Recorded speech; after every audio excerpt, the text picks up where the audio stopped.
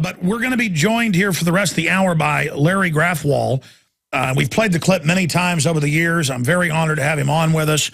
I think it's best if he described who he is to you because his bio is so lengthy. But he was at the very top of the Weathermen and was able to, really help send him to prison.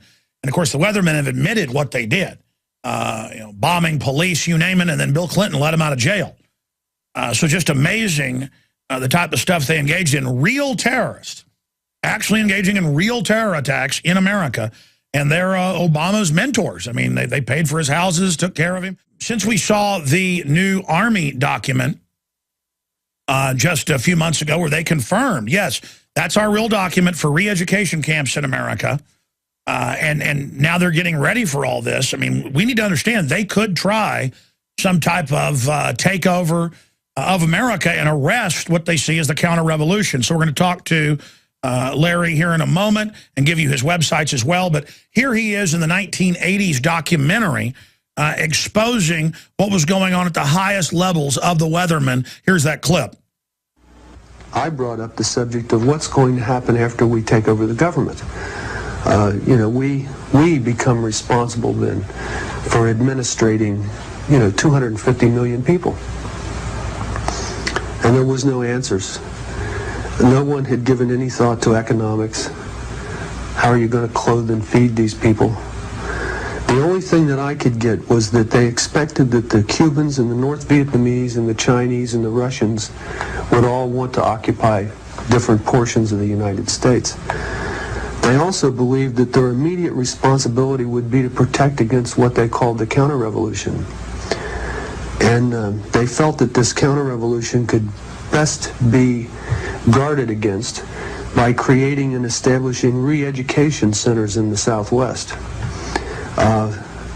where we would take all the people who needed to be re-educated into the new way of thinking and teach them how things were going to be.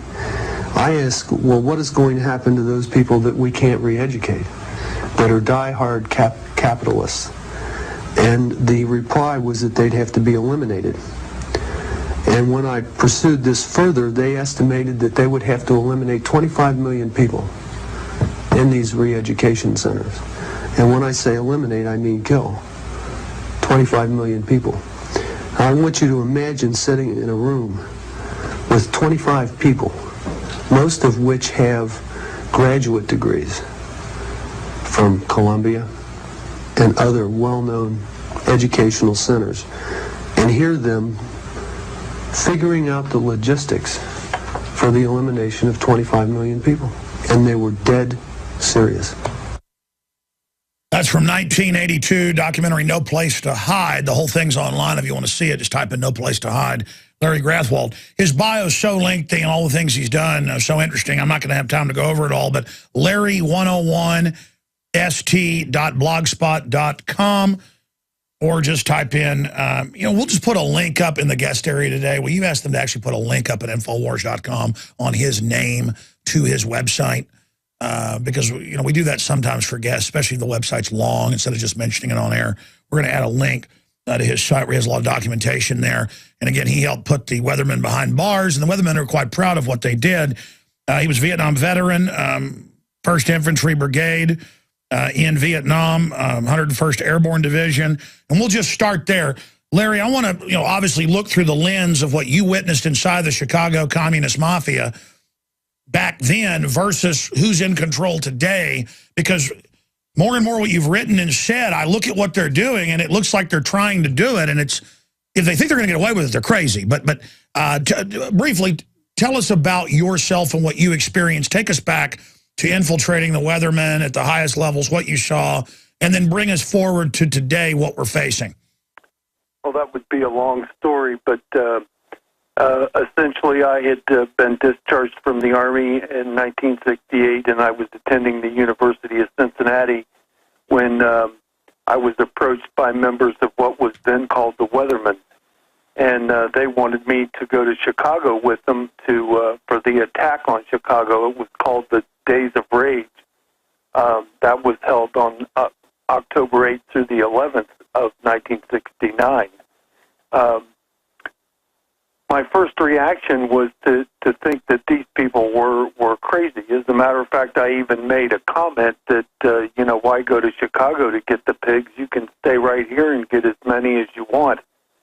But they gave me a literature, and I took it home and read it, and ultimately wound up going to the Cincinnati Police Department to tell them about what I had encountered. And they asked me to go to some meetings, which I did. And what I found very astounding was that these people were extremely well organized.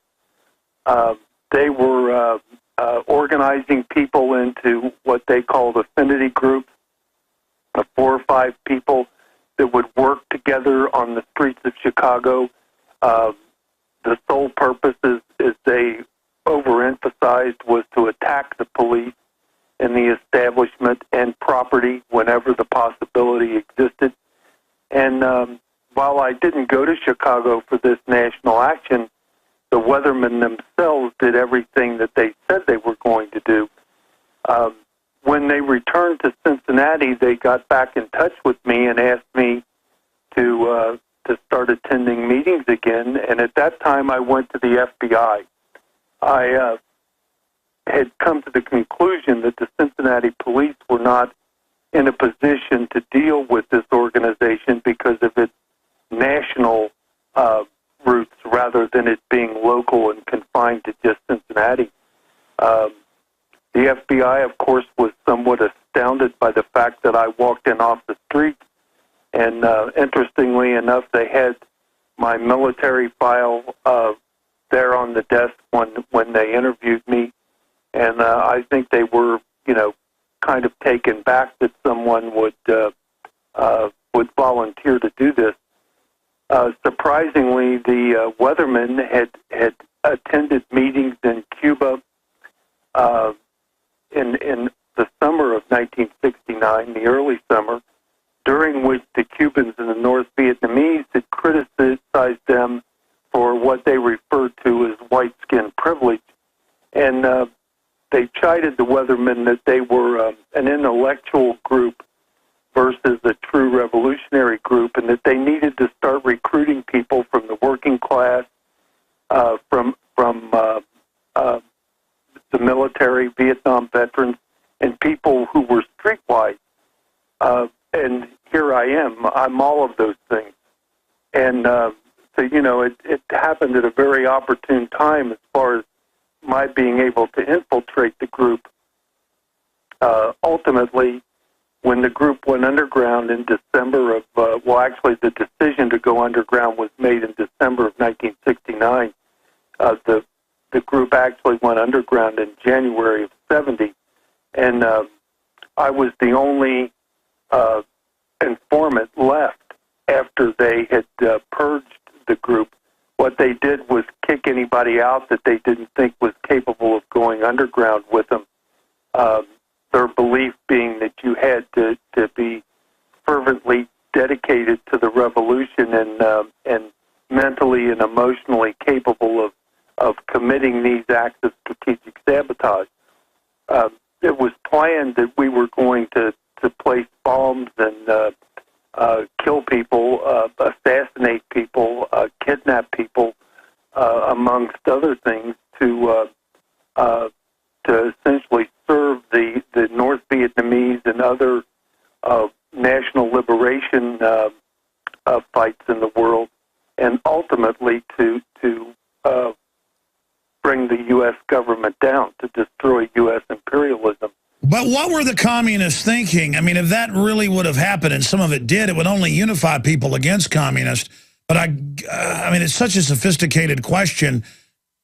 But I guess nowadays we're losing all our liberties because of so-called terrorist threats. It's just ridiculous. Well, actually, I think that after the group went underground and began their strategic sabotage, they began to realize, especially with the end of the war in Vietnam, that this support group, the youth movement as they called it, dissipated. It no longer had a key issue to be organized around.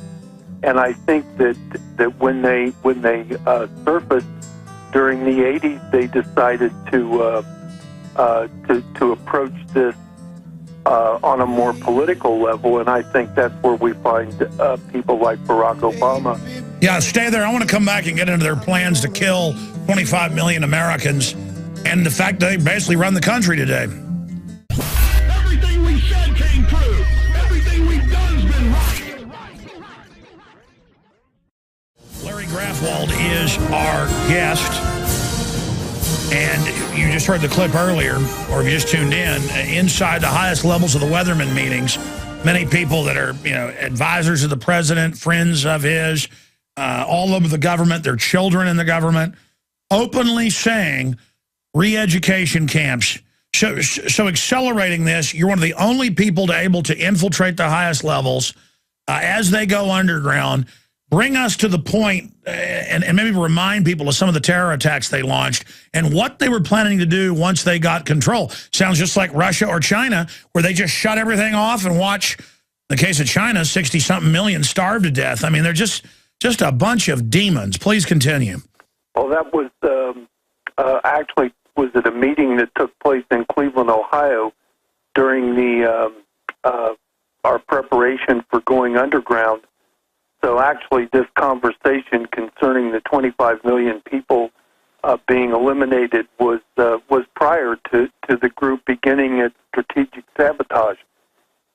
What happened was we were actually planning how we were going to go about doing this, who we were going to keep and who we were going to purge. And during one of these meetings, I asked, well, what are we going to do when we take over? We obviously believe that we're going to succeed, and then we're going to be in charge. We're going to have to do something. And people sat there and looked at me like I had three heads. I guess it had never really been considered. But then the conversation focused on the first priority would be to protect ourselves against the counter-revolution. The belief being that there would be an upwelling of American patriots that would try to reverse our success in the revolution, and that we would have to protect ourselves and the new socialism against that event. So it was decided that approximately 100 million people would have to be re-educated, some of them being placed in re-education camps that would be built in the Southwest, and that of this approximately 100 million people, approximately a quarter, or 25 million, would not be re-educated and therefore would have to be eliminated. Now, the means of eliminating these people, of course, was to kill them. And in some instances, they would simply be starved to death. In other instances, such as people like myself who had worked against the revolution, would be immediately shot or executed in some way. Of course, that would include people like Nixon and others who were too conservative to even waste the time trying to re-educate them.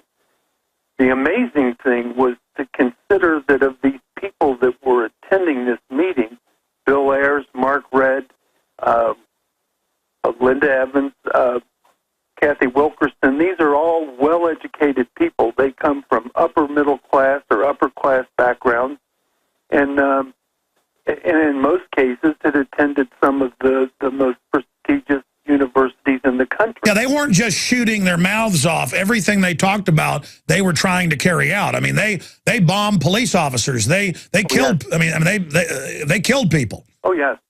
The interesting story is after we went underground, I was assigned to Detroit, Michigan, and in Detroit, Bill Ayers had created a cell, a very large cell. It contained about 7 or 8 people.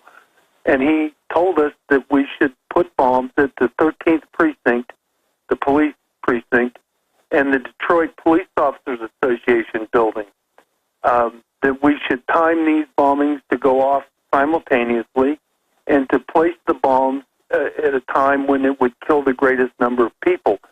There was a Red Barn restaurant next door to the DPOA building, and I pointed out that would probably sustain the most damage. And since this restaurant was in a black neighborhood, that it would obviously wind up killing a lot of blacks. And his response was that sometimes in a revolution, innocent people have to die. I find that, most disturbing because, Bill claimed to have such loyalty to the black community and to the black liberation movement. I would point out that I was reassigned to Madison, Wisconsin before these bombings actually took place. And Larry Grathwohl, incredible. Long segment coming up. Let's continue with what they did after that, other mass killings they talked about, what they plan to do once they took over. And then I want to point out Homeland Security today is shifting from Al-Qaeda to domestic groups, and it's arranging itself to go after us, the counter-revolution. Now, there are hundreds of great products at InfoWarsTeam.com, but I want to point out the 3 that have helped me lose 37 pounds in just 2 months.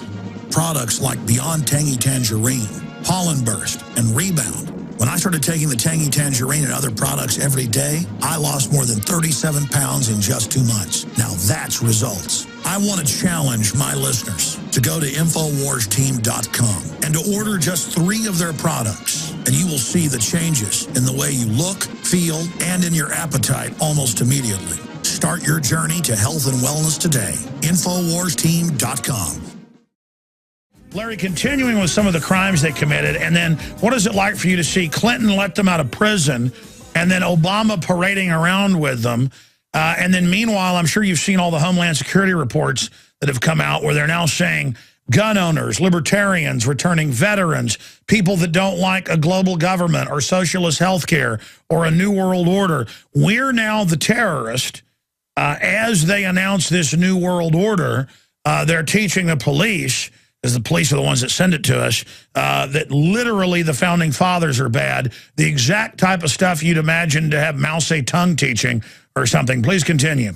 Yes, well, let me finish about Detroit. I was reassigned to Madison, Wisconsin, and I didn't actually participate in those bombings, but Bill Ayers debriefed us extensively, and when I left Detroit, I told the FBI that I believed that those bombings would take place within a couple of days of the original target date. Ironically, they had a surveillance on those locations, but they didn't see the bombs placed, and they found 13 sticks of dynamite at the DPOA building and 34 sticks of dynamite at the 13th precinct. The bomb at the 13th precinct was set to go off during a shift change, and it was placed on a window ledge. The bomb itself consisted of dynamite and fence staples and roofing nails to act as shrapnel, in other words, to kill and wound. Now, what's important about this is that bomb that was left in those 2 locations in Detroit is an exact duplicate of the bomb that was placed at the Park Police Station in San Francisco in February of 1970 that resulted in the death of Sergeant Brian McDonald. The bomb was placed on a window ledge. It consisted of roofing nails and fence staples, so it was basically the same design. Now, the Park Police Station the Pine Street bomb factory that the FBI discovered, Max Knoll and some FBI agents found it, and fingerprints that were found at that location included Bill Ayers and several others.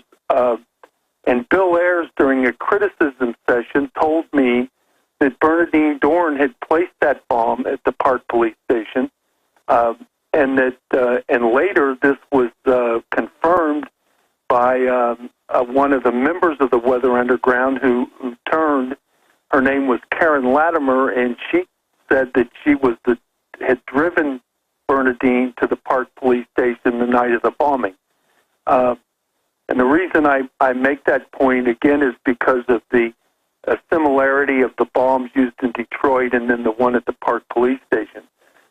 And the importance of this is that these are 3 bombings, 2 attempts, and one that actually occurred, of many bombings that the Weathermen were involved in during the 70s and the 80s. So these people were serious, and their point of strategic sabotage and their goal of overthrowing the government, and they seriously believed that they were going to succeed in destroying the United States and what they called U.S. imperialism. Now, as far as the connections that exist today, it's amazing when you think about it that the President of the United States has been good friends with Bernardine Dohrn and Bill Ayers, and his response when he's been confronted with this fact is that, he was only 8 years old when these events were occurring. Well, that doesn't take anything away from the fact that he's still friends with ex-domestic terrorists who have shown absolutely no repentance for what they did. As a matter of fact, Bill Ayers has stated that his only regret is that they didn't do enough. And there's a picture of him standing on the American flag making a comment, guilty as hell, free as a bird, isn't America a wonderful country? Now that's throwing it in our face, so to speak. And you're right, Bill Clinton has pardoned some of these people. Others, such as Kathy Bodine, has been paroled. Now, Kathy Bodine and her husband, Dave Gilbert, were involved in a Brinks robbery in New Jersey in the 80s that resulted in the death of a Brinks guard and 2 New Jersey state troopers. This was a combination of the Weathermen and the Black Liberation Army. Now, Dave Gilbert's still in prison, but Kathy Bodine has been paroled, and their son, Chessa, was adopted and raised by Bernardine Dohrn and Bill Ayers. Do you notice how these loops keep coming back? Well, what about Frank Marshall Davis? Over and over again in his book, Obama talks about how he go visit him when he was a little kid. This is another communist agent on record. I mean, it's bizarro, and now he's the president. And how does Fast and Furious tie into this? I mean, shipping guns to Mexico to blame the Second Amendment. Well, was the sole purpose, was to blame the Second Amendment. They have been, meaning the liberals and the socialists, the so-called progressives, has been after the Second Amendment as long as I've been alive, and possibly before that. Remember, an unarmed populace is totally submissive to the will of the government. Yeah, it's real simple. These people crave murdering and power and sit around licking their lips talking about killing 25 million of us, and they hate it that they can't get our guns. Absolutely. They want us unarmed, so we can't defend ourselves. And don't let anyone fool you about the Second Amendment. That was put into the Bill of Rights because of the fact that this country had just fought a revolution against the most powerful country in the world, and the Founding Fathers wanted to make sure that we had the ability to control the government rather than it controlling us. It has nothing to do with militia or fighting Indians or hunting, as the progressives like to tell us over and over again. And this Frank Marshall Davis, by the way, is the mentor of Barack Obama. In his book, Dreams of My Father, he refers to Frank. He doesn't say Frank Marshall Davis because Frank Marshall Davis was a registered communist, member of the Communist Party USA, and was well known by the FBI and other government agencies. It was Trevor Loudon who figured out the connection between Frank Marshall Davis and Barack Obama. He was also a pornographer, and that's all covered in the film that we carry, Dreams of My Real Father, at InfoWarsShop.com. Now, I want to stop right there because you've got a lot of knowledge that you've accrued since then. You've spoken at the National Press Club, and I've also tried to warn police and others about what's happening. But what is it? Because studying guerrilla warfare that the communists love so much and all write tomes to, whether it's Lenin or Mao or right through to Saul Alinsky, I mean, they're all obsessed with it. when you look at how the government operates now under their control, every time we resist, they pull back. When we stand down, they rush forward. And I mean, more and more, when I study how they operate, they really are following a classic communist takeover strategy. Even though they're in control of a lot of the government now, they're not in control of the individuals. So they have to put out these cover stories to try to get police and military and intelligence folks to follow their directives. But I don't think it's working. I think the big awakening is happening right now because these guys are at a disconnect. But I mean, I mean, I don't know if you've seen it, but 2 months ago we got it. The Army said, yes, that's ours. It's not classified, but it's restricted. You shouldn't have it. It's up on Infowars.com that there is now a re-education camp plan. And they don't say who they're going to put. They just say re-educate political dissidents in them. And I'm sure you've seen they're getting the military ready for civil unrest. But a lot of that will be to unrest they themselves generate. So it's a sophisticated plan. What is their helter-skelter, I guess, Charlie Manson-style plan, or is that inaccurate? I mean, what are they planning to do now from deeply knowing them that they're in control? What should we be looking for is what I'm saying. Well, it's a difficult question to answer, but I can agree with you 100% and possibly go further by noting the fact that Homeland Security, by the name of Nancy Napolitano, has stated that the greatest threat to U.S. security is veterans. In other words, the domestic threat today is not Al Qaeda or some other Islamic radicals, but it's rather the veterans, who have fought our wars for us. And frankly, I know of very few veterans who have determined that their goal in life is to overthrow the government. Unless that's a false globalist communist takeover government, and the criminals that have hijacked things know their only enemy is armed Americans that understand a takeover's happened. As they told you, they've got to go after the counter-revolution. That's going to be George Washington, mom and apple pie, loving veterans. That's what's happening right now. The attack is on the veterans and other patriots who are standing up and fighting against them. The focus on Rush Limbaugh, and I don't always agree with Rush, but look at well, how he's the biggest. If they can shoot him down and say that he's a terrorist and all this, they can get everybody. Sure, and he's in the bullseye, and that's what they're trying to do. And remember that the average American is too busy working and paying bills to be focused on politics the way these people are. These people eat, breathe, and sleep politics. And Bill Ayers and Bernadine Dorn are a perfect example. And most recently, Bill has made a comment that a new order is coming. Now, why is he saying that? Remember, this is a guy who praised the assassinations of Kennedy and Robert F. Kennedy because of his belief that the liberals co-opted the revolution. In other words, when issues became clear, they came up with a solution, and there was no longer anything for people to fight against. So I sat in a room and listened to him, explain why these assassinations were a good thing. And now he's an avid supporter of the most liberal president that we've ever had, Barack Obama. Why is that? Is it possible that there's another agenda?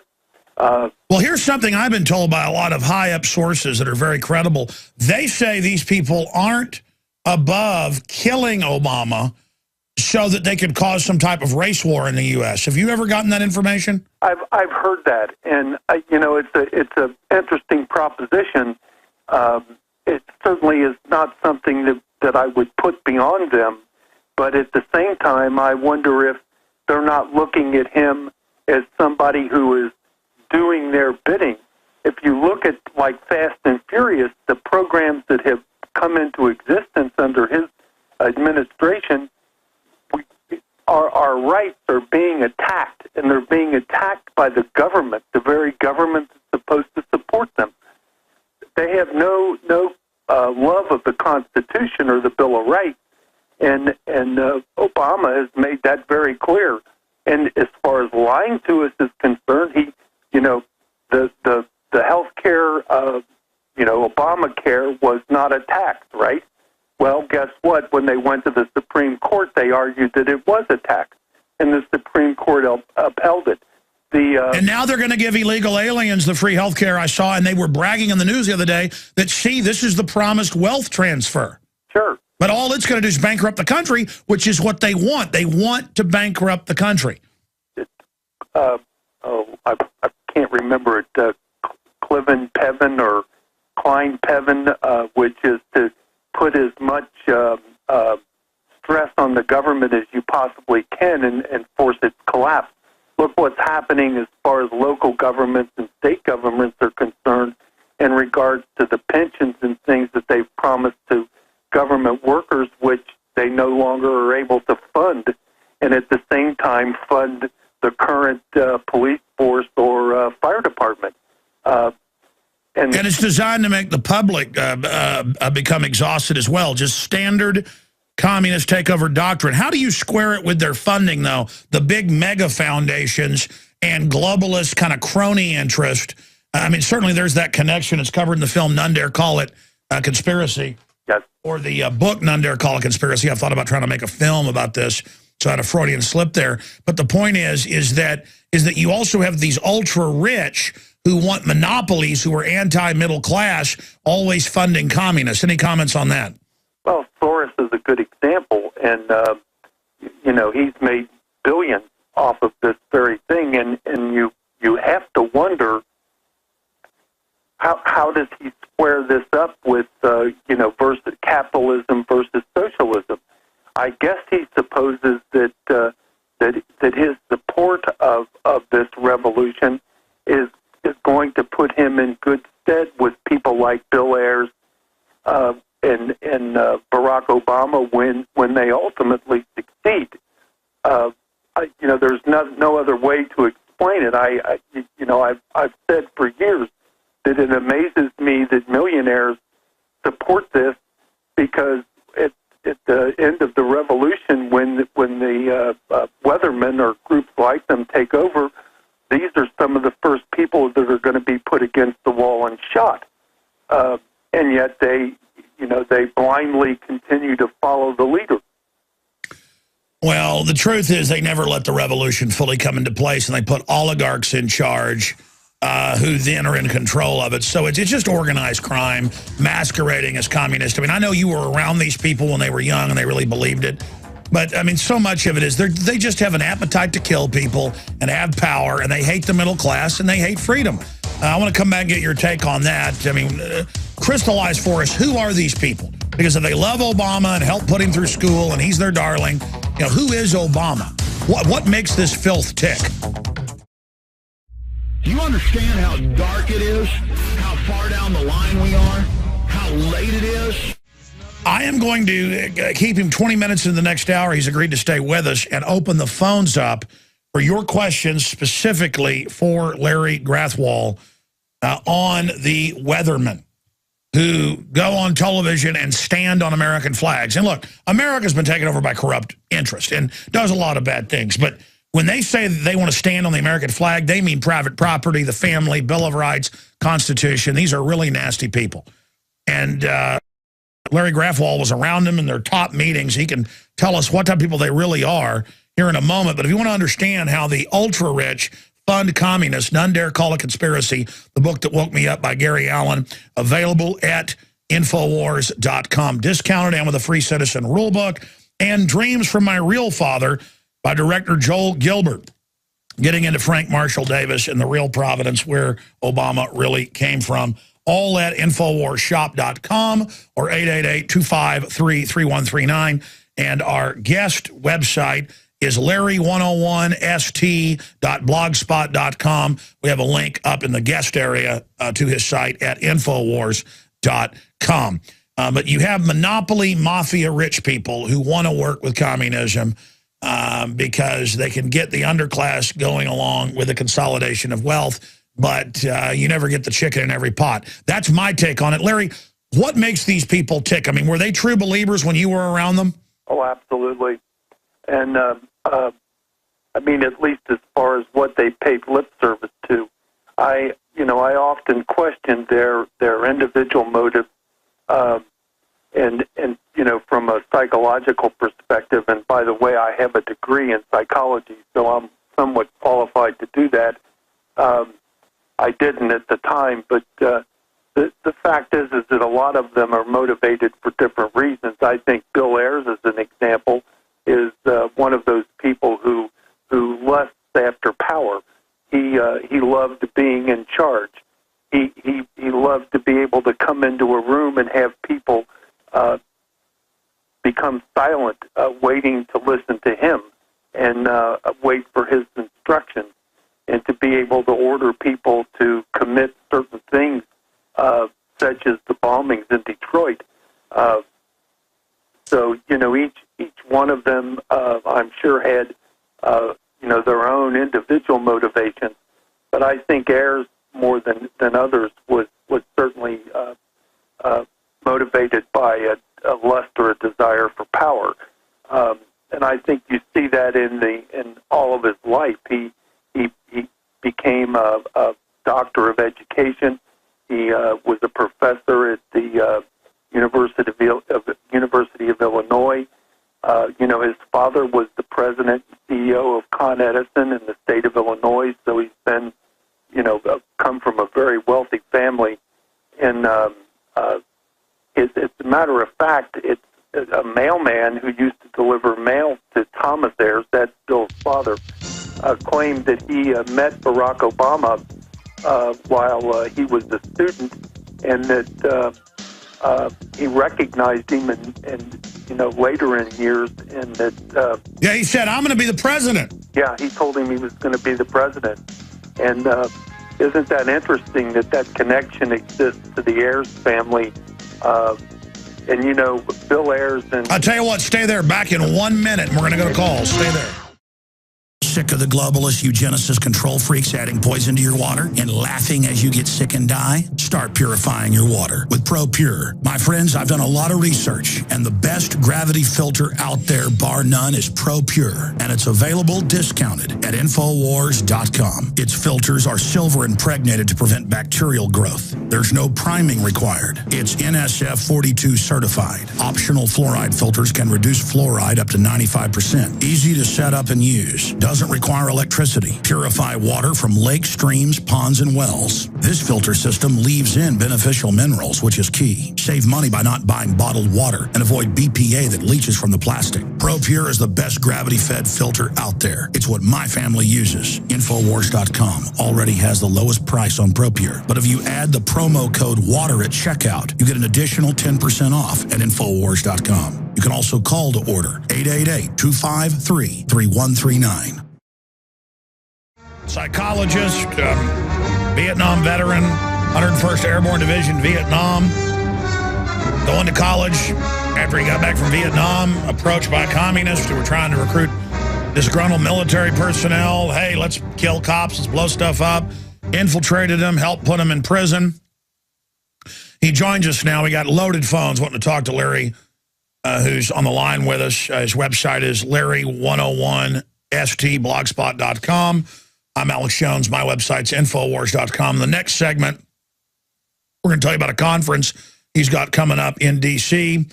Larry Grathwohl, again, is our guest. Larry, you were finishing a point before we go to calls about the Ayers family and Obama.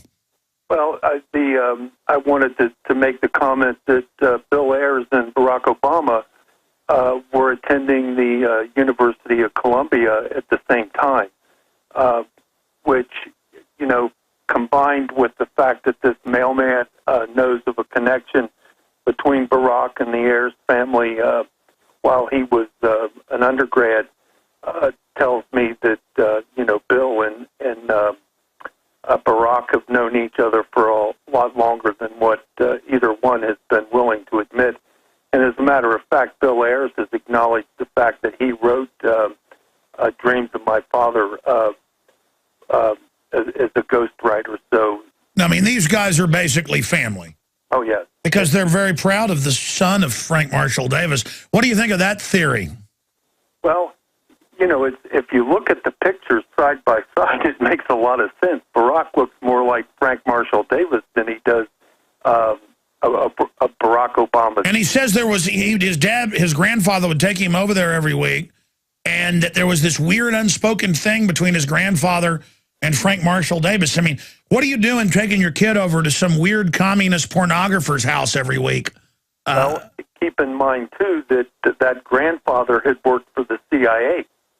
And when his daughter became pregnant, it makes sense that he wouldn't have wanted a connection, a family connection to Frank Marshall Davis, who was a known and avowed communist.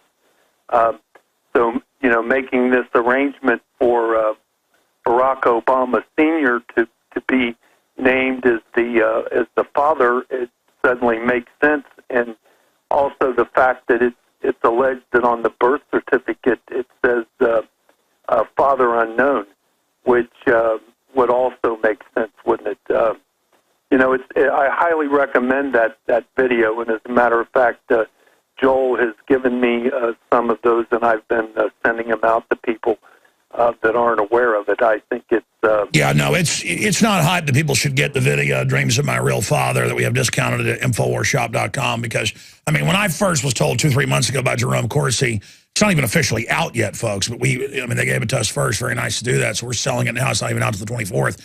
When I first heard this from Corsi, because Corsi's like, oh, my gosh, the whole thing, the reason they put out that he was born there, the reason his wife said he was born there, the reason that for 16 and a half years they said in his PR releases he was from Kenya, and then we couldn't, you know, and then we're like, hey, you said you were born in Kenya. That was all the cover stories. He's really Frank Marshall Davis's son. I'm like, yeah, let me see the film. But I saw the film, and it is chillingly convincing, in my view.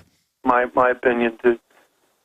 Especially when you see the photographs side by side. I mean, it's pretty obvious that you know, that there's more likelihood of a relationship between Frank Marshall Davis and Obama than there is Barack Obama. Well, there's the voice, there's the same freckles. I mean, you could tell when somebody's daddy. Yeah, absolutely.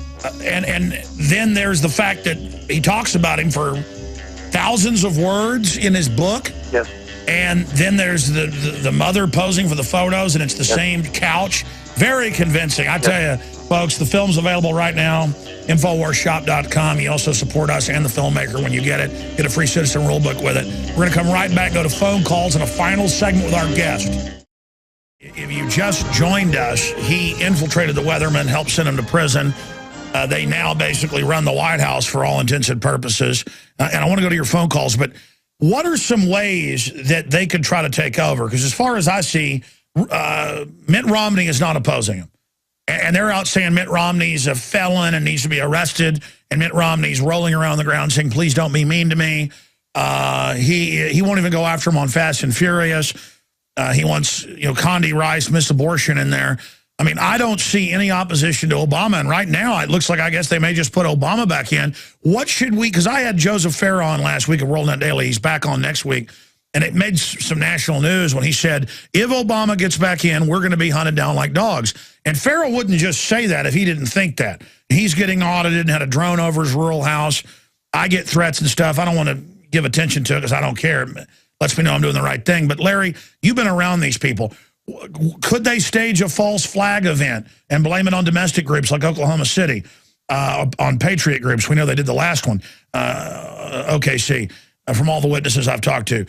What type of tricks do you think they could do or get us into a war? I mean, is Obama more dangerous before the election or after the election? Will they go quietly? Will they? Because, I mean, this is a bold group that's willing to blow up police stations, and they're in control now. So what can we expect them to try to do?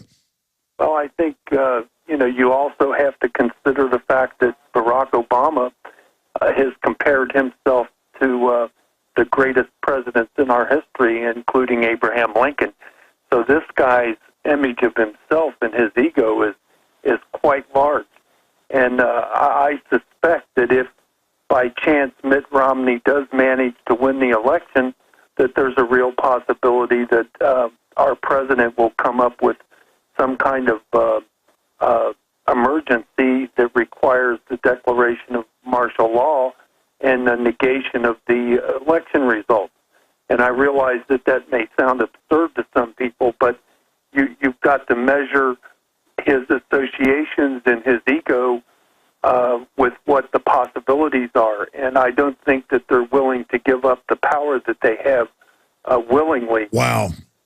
I also believe that you could be right. At any kind of events that justify martial law again will allow these camps that have been built in these prisons to come into use. I mean, I saw a program on TV not long ago that was showing a prison that had been built, I believe it was in Nebraska, that was totally empty. This was a prison built by the federal government, state-of-the-art, and nothing's there. The community's kind of disappointed because they expected a boost to the economy. Oh, yeah, we've got one up here in Taylor with nobody in it. And see, that's what's incredible about this is everything they planned back in college with their PhDs, they're now in control. And again, people devastating it. Everybody in their gut can feel it. That's why 2, 3, 4, 5 million guns a month are being sold. In surveys, national surveys, they say, why are you buying guns? We don't trust the government. And I want to warn the communists and their banker financiers. You're not going to get away with this. I mean, I want to give people a news flash. I mean, Larry's a combat veteran, a psychologist now. He's analyzing the megalomania of these people. And we were talking during the break, about, my gosh, we may be lined up against the same wall, but obviously we're not just going to sit here and be lined up against a wall. Absolutely. They may get me, but it's going to be an all-day job, so they better bring a lunch. And I hope that other people feel the same way. And it's time for the so-called silent majority to wake up and start to take our country back. This move towards world government and allowing our country to come under the control of the UN is very real. This Law of the Seas Treaty that basically is going to take away our right to govern our own international waters or our coastal waters is just absurd. Did you see the CNBC where they came out and said we're slaves to world government now and all this? Yeah, and they believe that. And they're look at this, that they're going to have this UN meeting about weapons. They call it Small Arms Treaty. And they put Iran in it. And they admit that they're going to register all the guns under the treaty under UN orders. It's insane. Well, that's the way to get around our Constitution, by saying now we're obliged to do this because of the treaty with the UN. But Larry, doesn't this feel like a dream that we've got a guy who grew up and hangs out with the Weathermen? We've got socialist health care. No, it's not a dream, Alex. It's a nightmare. Exactly. I mean, I'm just saying it doesn't feel real. And we're just waiting for the other shoe to drop here. I mean, if you would have asked me this question 20 years ago, I would have laughed. And yet, here he is. Barack Obama is not only friends with Bernardine Dohrn and Bill Ayers, who are admitted domestic terrorists, but Jeff Jones is part of, oh, Lord, I can't remember which group it is, but he's been an advisor on the economic stimulus and the Obamacare. Well, sure. Now they're putting al-Qaeda in charge as well in Libya and Syria. And I'm no fan of Assad or Gaddafi, but these groups are 5 times worse. Yes. The Muslim Brotherhood is now in charge of Egypt, and we're supposed to think that that's a better thing. And make no mistake, if they can destroy Israel, they will. That just goes without saying. If you give Iran the bomb, Israel is gone. Forget any threat on the United States, which if they get a missile that'll reach our shores, they'll use it on us too. Well, it's just crazy that I'm told give up all my rights because of al-Qaeda, and then there they are putting them in charge in countries. I'm going to have to keep you to the bottom of the hour. I want to plug your conference that's coming up, but we've got to go to calls right now. Tell folks about the conference you've got coming up.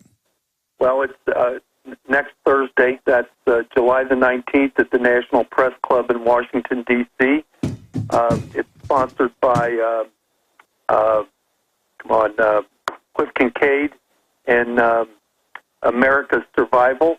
And it's essentially titled The Vetting of Obama, Radical Islam and the Soros Connection.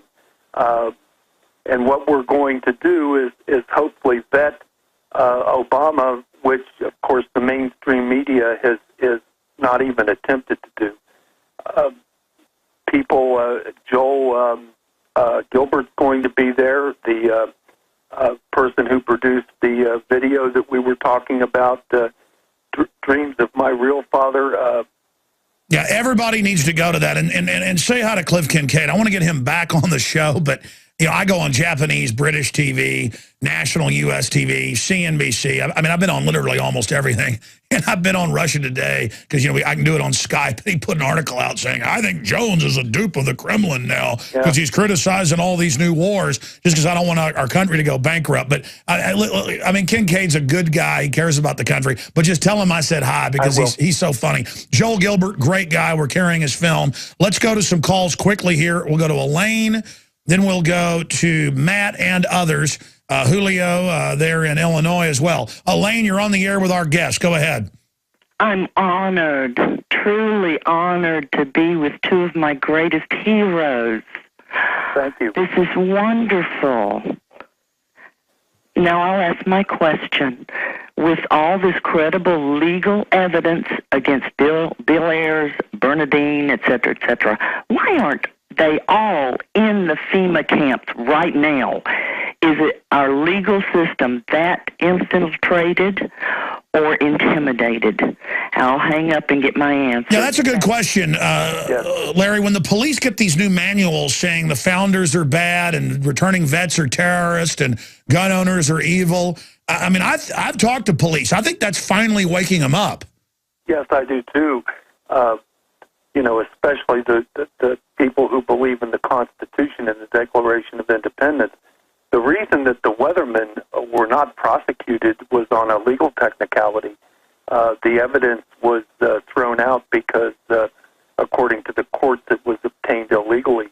And as a matter of fact, two FBI agents, Miller and, Lord, I forget his name, Deep Throat. What was his name? Come on.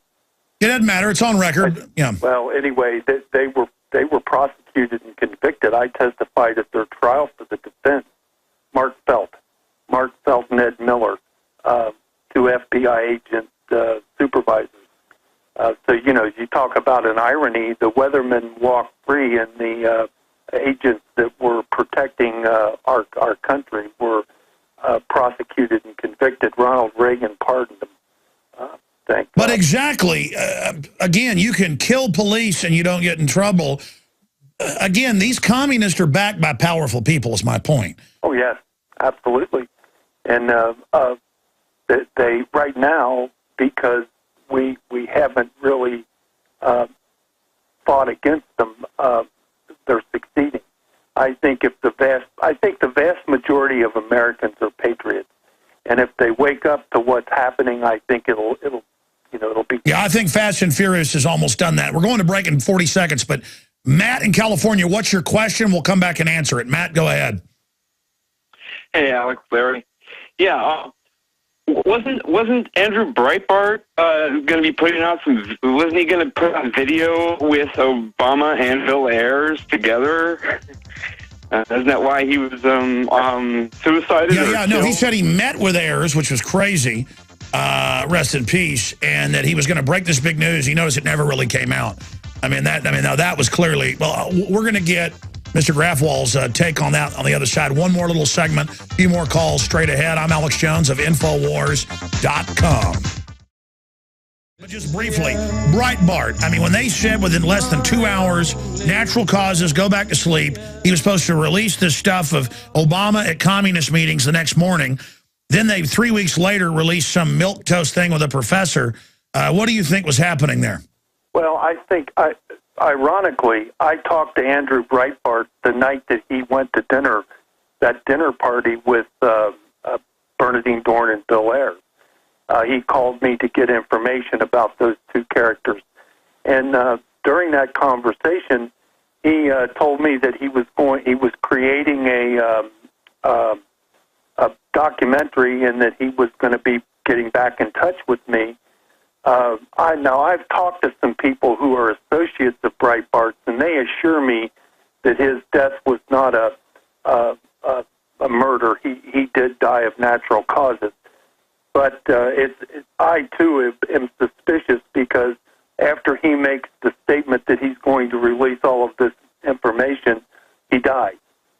About a week later or 2 weeks later. By the way, we just showed a photo. It's Tucker Carlson and the reporter that confronted me at Bilderberg with them at the party. Very interesting, Tucker Carlson. Let's go to a caller here real quick. Eric in Mississippi, thanks for holding. You're on the air with our guest. Go ahead. Hello. My question is to Mr. Larry would be, being here in Mississippi, I was looking months ago at all the new militia movement, over the last few years. And I was wondering, what are your thoughts on how infiltrated are all these things? And second, after the UN gun ban and all, if they go for a rollout in the rural areas, what do you think they'll opt for? Just bankrupt and starve out, or? Yeah, no, I think it's a bankrupt, starve out. That's always the communist model, and that's what they're setting up for. Larry comments on that. I agree, and it's there's possibilities that individuals and groups will be signaled out, and there'll be some kind of violent confrontation. But for the most part, I think it'll be isolation, and bankrupt them, discredit them, and use IRS audits and things like that. Or stage events and blame it on us. Let's go to Julio in Illinois. You're on the air with our guest, Larry Grathwohl. Go ahead. I think Chicago is primed for a false flag attack. I remember the story came out in September, but with Fast and Furious, there's a little sting out in Indiana where the ATF allowed a gun shop in Indiana to let guns be purchased by gang members, and it was then shifted into Chicago and given to the Chicago gangs. And then the reason I bring this up that's right. The Fast and Furious is arming gangs all over the country. Yes. And the reason I bring this up is because the sugar daddy, Rahm Emanuel, we all know, the former chief of staff of Obama, they're going to set up, obviously, this militarized police state zone in the city. So I wanted to ask your guest his thoughts on maybe Chicago being it, because I think from a psychological and sociological perspective, if they have a false flag in Chicago, it's quote-unquote Barry Soetoro, Obama's hometown, happening under so they can Rahm Emanuel. Yes, they can grandstand as saviors there. A good question. What do you think of Emanuel and the Chicago Mafia? Oh, well, I mean, we all know about Chicago politics, and it's been that way, pardon me, for decades. And as far as Chicago being the epicenter, I think it'll depend upon what events transpire in other locations in the country. They're going to use events to their benefit. Who was it? Rahm Emanuel. Don't let a good crisis go to waste. That's right. That's right. I want to ask you a question, or to repeat what you said as a psychologist, as a combat veteran, with a lot of life skills, street skills as well. In the minute we have left, Larry, we were talking during the break, and so-called liberals, because so-called conservatives have their problems too. But when you watch MSNBC or you read their books, all they do is talk about how smart they are and how dumb everyone else is. Yes. And I mean, are they not on average typecasting them egomaniac power trippers? They're not even really liberals. Yeah, I couldn't agree more. And I think the absolute epitome of that was Chris Matthews after the election making that comment about when Barack Obama speaks, he gets a tingle up his leg. And I wonder if he realized how stupid that sounded. But of course, in his arrogance, he thinks that he's, one of the smartest people in the country. That's like a mutual admiration society. Yes, mutual admiration society. I agree. Larry, let me say bye to you during the break. We're going to come back with Shooter Jennings' song that he gave to us to use in our Police State 4 film, The Summer of Rage. That's, of course, Waylon Jennings' son. And then we're going to go to more of your calls and a bunch of news straight ahead. Larry, let me say bye to you during the break here. Visit Infowars.com and PrisonPlanet.com. When you're on the site, you can also tune in 24 hours a day to my daily radio broadcast. There's also a free iPhone app to listen to the syndicated radio show when and where you want.